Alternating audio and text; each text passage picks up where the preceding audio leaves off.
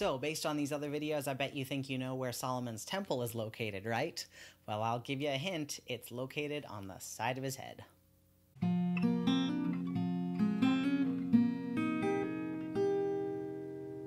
Hey, welcome back to our journey through Scripture, everybody. My name is Austin. I'm here today to talk to you about the book of 1 Kings. The book of 1 Kings starts out with the story of Solomon coming up, his ascendancy. David officially makes Solomon king, and then David dies, and we get Solomon as like the big new name in Israel.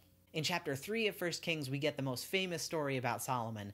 First of all, Solomon asks God for wisdom. God says, Solomon, you can have anything you want, and Solomon, instead of asking for riches or fame, he asks for wisdom to lead the people, which God is impressed with. And God says, yep, here you go, wisdom. You're now the wisest person in the land. Solomon immediately gets to put that wisdom to use because two women come to him and they say, we both had babies recently. One of the babies died and one has lived, and we don't know whose baby it is. We're sort of arguing over whose baby it is because we live in the same house and there was some swapping in care. So Solomon says, to figure this out, he says, I know what we'll do. Let's just cut the baby in half. Woman A is like, no, don't do that. Let woman B have the baby. It could be hers, just don't kill him. Woman B, on the other hand, is like, yeah, cool, half a baby sounds great to me. So Solomon uses his wisdom to recognize that woman A is definitely the baby's actual mother because she wants to keep the baby alive.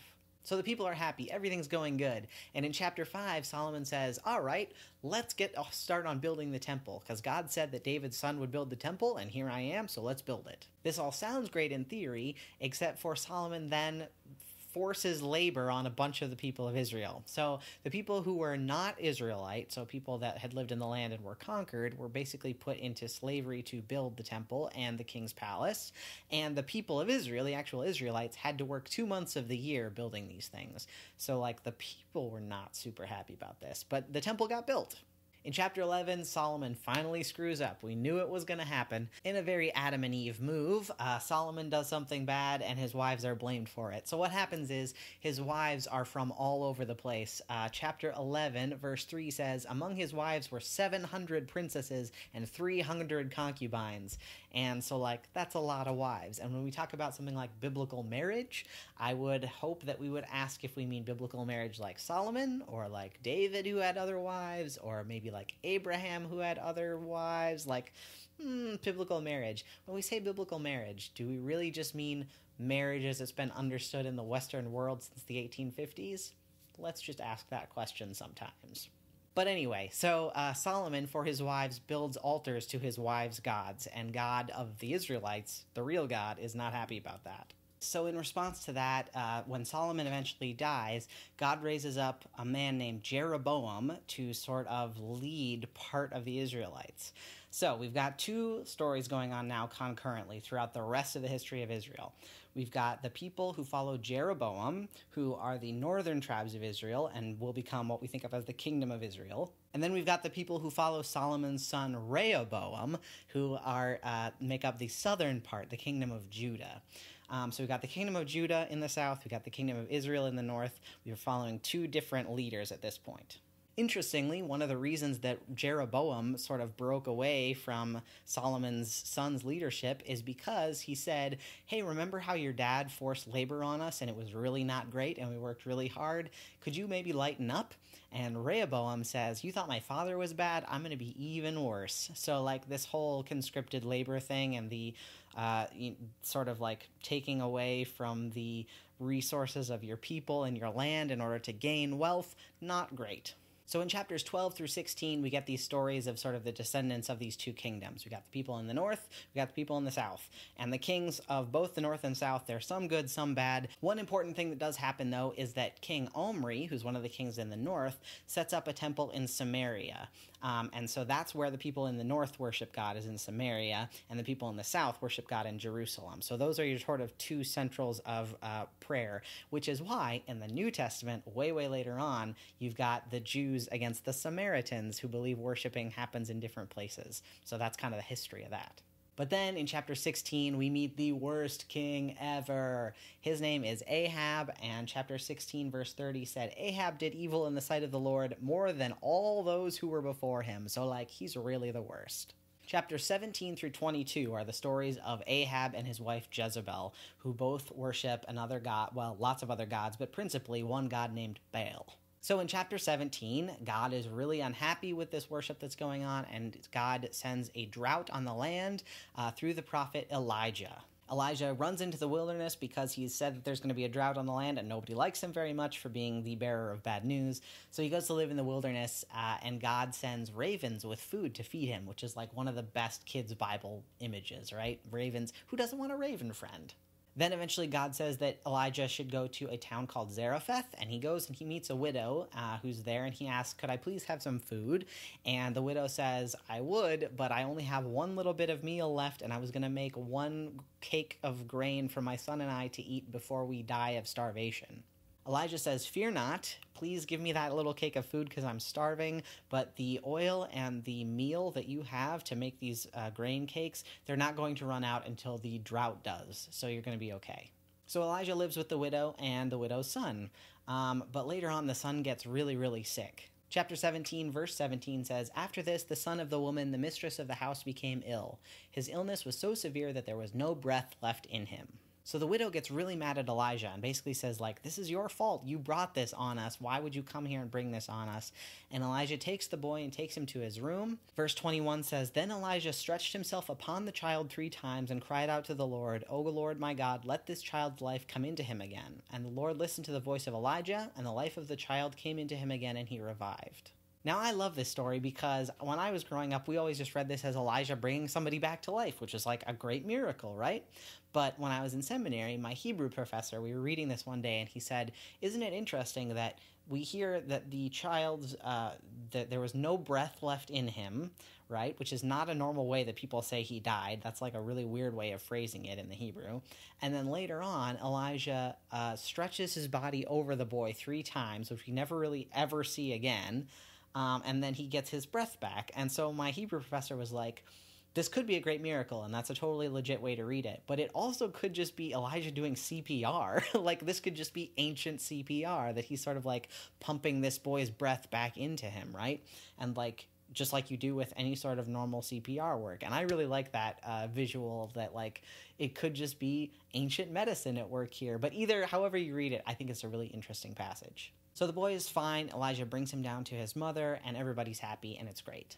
In chapter 18, we get the big showdown. God tells Elijah to go meet Ahab, and so Elijah does, even though it's really, really dangerous, because Ahab's wife, Jezebel, has commanded that all the prophets of the God of Israel, be killed. And so, like, this is a dangerous thing. But Elijah goes and does it, and he says, gather all the people of Israel and gather all the prophets of these other gods and meet me at Mount Carmel.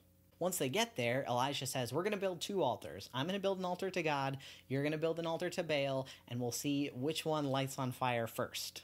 The other priests are down for this, so they build a big altar, they put a bull on it to sacrifice, and they do all these elaborate rituals trying to call down fire from Baal, and nothing happens. And Elijah's just standing there on the sidelines like, maybe your God's busy, maybe he's in the bathroom, maybe he's not picking up the phone right now. So finally, it's Elijah's turn, and Elijah builds an altar out of a fallen altar to God, and he builds it up and he puts the bull on it, and then he says, just so everybody knows there's no funny business here, we're going to pour water over the altar 3 times, so like there's no possible spark that could be going off. So they do that, and then Elijah prays a very simple prayer. No ceremony, no fancy stuff at all. He just says, he calls on the God of Abraham, Isaac, and Israel, who is Jacob, right?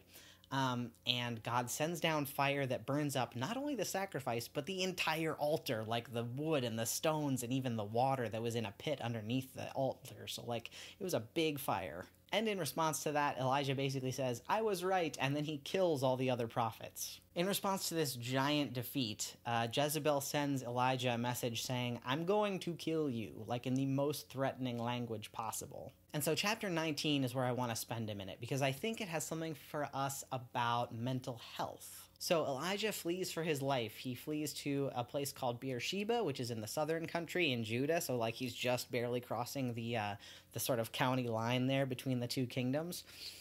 He goes into the wilderness, and verse 4 says, he came and sat down under a solitary broom tree. He asked that he might die. It is enough now, O Lord. Take away my life, for I am no better than my ancestors. Then he lay down under the broom tree and fell asleep. Suddenly an angel touched him and said, "Get up and eat." He looked, and there at his head was a cake baked on hot stones and a jar of water. He ate and drank and lay down again. The angel of the Lord came a second time and touched him and said, "Get up and eat, otherwise this journey will be too much for you." He got up, he ate, he drank, and he went on the strength of that food for 40 days and 40 nights to Horeb, the Mount of God. So here you've got Elijah, who's like so overcome by this sort of depression that he asked God to die, and that he just doesn't have any will left to go on. He's like, we're seeing, like in this passage, we see a lot of the telltale signs of clinical depression, right? We see somebody who's sleeping all the time, somebody who doesn't have any interest in what they used to do, somebody who has intentionally isolated themselves. So like he's gone into the wilderness on purpose, and like we see a lot of common symptoms here. But the angel of God feeds Elijah, and he gets up and he goes to Mount Horeb, also known as Mount Sinai. So this is like the big mountain of God. And when Elijah gets there, the word of the Lord came to him saying, "What are you doing here, Elijah?" Elijah answered, "I have been very zealous for the Lord, the God of hosts, for the Israelites have forsaken your covenant, thrown down your altars, killed your prophets with the sword. I alone am left, and they are seeking my life to take it away." So what we got here is Elijah sort of saying three things. The first one is, I've done everything I can do and it's not enough, which is like relatable, right? Like that's tough. The second thing that Elijah says is, I'm the only one left, that he's alone. He feels completely alone in the world. And that's also a very relatable way to think about, dealing with depression. The third thing he says is that he is like literally being chased for his life. He is fleeing for his life, and his life is at stake. And so it's interesting that like he both wants to die, but is also dealing with this fear of, or maybe not fear of death, but like he's afraid of this persecution, right? So in response to what Elijah says here, God says, "Go out and stand on top of the mountain because I am about to pass by." And Elijah's like, "Oh, okay, cool, okay, cool." Because, like, historically, seeing God has been a death sentence for everybody but Moses, right? So, like, this is kind of dangerous. So in verse 11, we hear, "Now there was a great wind, so strong that it was splitting mountains and breaking rocks in pieces before the Lord. But the Lord was not in the wind. And after the wind, an earthquake, but the Lord was not in the earthquake. And after the earthquake, a fire, but the Lord was not in the fire. And after the fire, a sound of sheer silence." Now, other ways of translating that Hebrew is a still small voice, right? That's another way we've translated that verse. Whatever this thing is that we don't really have the words for and we can't really translate, it is a sound of something without sound. It is something that is heard but not heard. It is ineffable, right? And that is where God is in this sound that is not sound. And that's where Elijah meets God. So Elijah gets up and he wraps himself in his cloak and he meets God there. And God says, again, "What are you doing here, Elijah?" And Elijah gives him the exact same answer. In response to that, God says, "Get up here. I need you to go to these people. I need you to anoint the next kings of Israel. I need you to anoint your own successor, who's going to be a man named Elisha." Slightly different. And so he kind of gives Elijah this new set of marching orders. And at the end, he says, "I will leave 7,000 in Israel whose knees have not bowed to Baal." So God is essentially promising this community of 7,000 people and promising a successor. So that's what Elijah does. He goes and he does what he's supposed to do. I think what we see in this passage is God responding to all three of Elijah's worries. God is responding to his feeling that he's done everything he can by saying, "Know what? There's actually still more to do, and you have the strength to do it." So, like, he's giving Elijah a purpose again, right?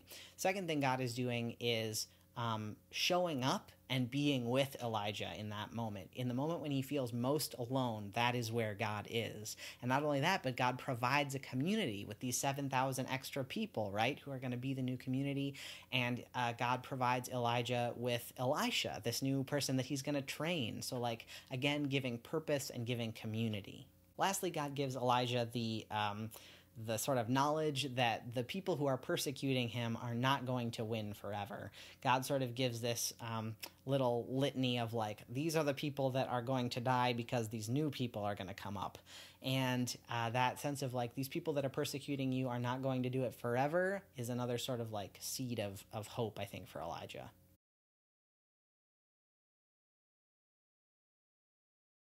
So that's why I want to make Elijah our Queero of the Week.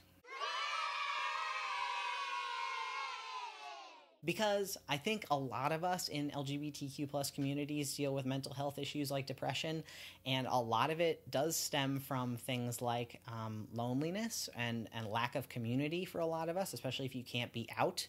And I think the other way that this connects is that we often feel like we are being like legitimately, legally persecuted in a lot of ways. And then that can get to you too, that sense of what we call minority stress, which is where you have negative mental health outcomes because of the way that you are treated for your minority status. So I think that really relates here to Elijah, and I wanted to give us somebody who maybe was not a queero in the conventional sense, I guess, but who has a lot of the struggles that we seem to have.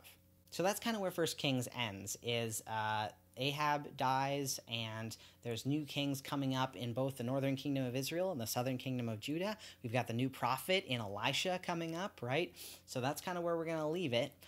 We're actually going to be waiting and skipping another week because I'm going to be in Los Angeles next week recording the audiobook version of Transforming, which I'm so excited about.